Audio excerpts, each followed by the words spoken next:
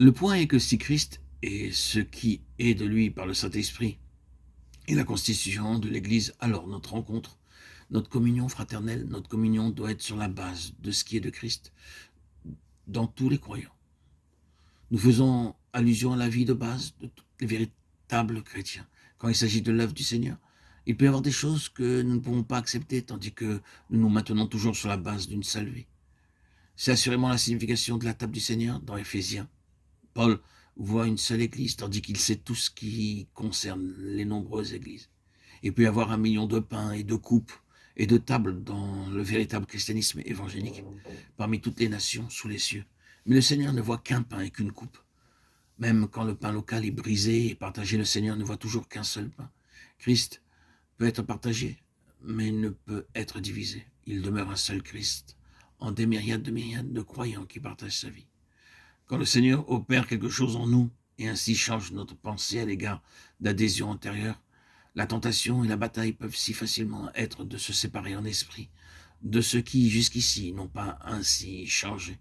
Et alors l'inclination presque incorrigible conduit à faire une secte de cet aspect particulier ou de cette expérience particulière. Tandis qu'il peut y avoir de réelles valeurs et des valeurs vitales dans les traitements de Dieu envers nous. Et nous désirons avec force que tous les autres les connaissent et les expérimentent.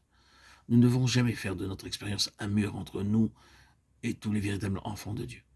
L'unique voie d'espoir et de perspective est de fermer nos yeux à beaucoup de choses qui peuvent choquer nos sensibilités spirituelles, pourvu qu'il ne s'agisse pas de pécher dans la vie, et de se maintenir sur une ligne positive de communion fraternelle en Christ, autant qu'il est possible par la grâce de Dieu, en fuyant toujours comme la peste toute attitude ou conversation qui peuvent être interprétées à juste titre comme de la supériorité spirituelle.